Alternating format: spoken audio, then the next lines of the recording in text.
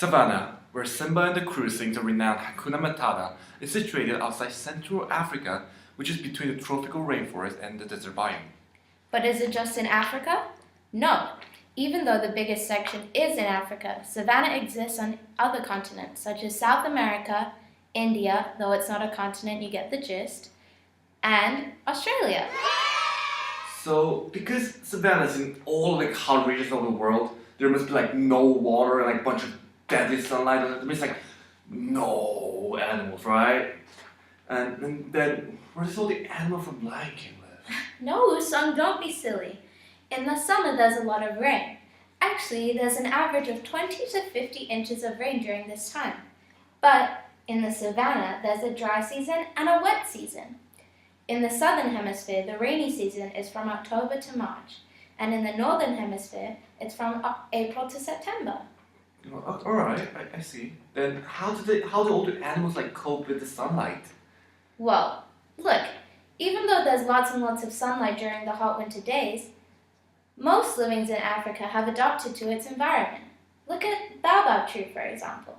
It stores massive amounts of water in its stems for seasonal droughts. Oh, I get it. Oh, I also heard there's lots of amazing animals inhabiting the savannah, such as Simba, Scar, Mufasa, Nala, and You know there's more animals than just lions, right?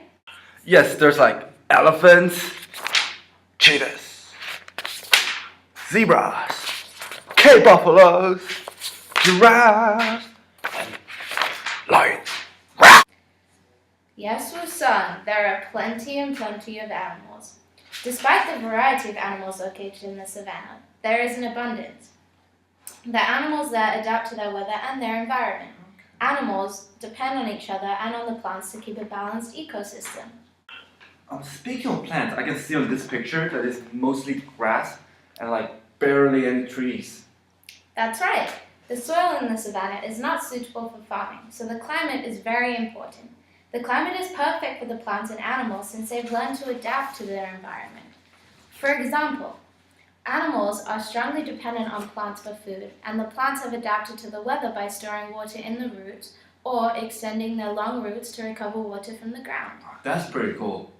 Are there any specific plants that you know about? Well, yes.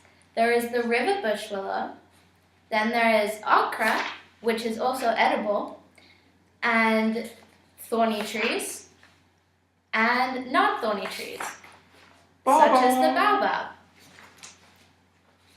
Those are beautiful. Is it true that half of Africa is savanna? And that if one species of animal is to go extinct, that the entire ecosystem break down because they're just way too dependent on each other? Well, that is true.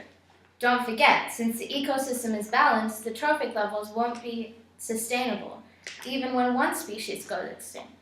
But don't worry, that won't be happening anytime soon because Simba's family have it all under control.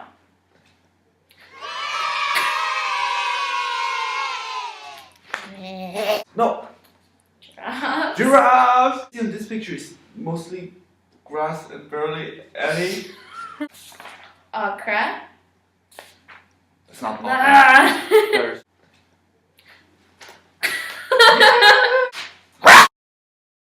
Hakuna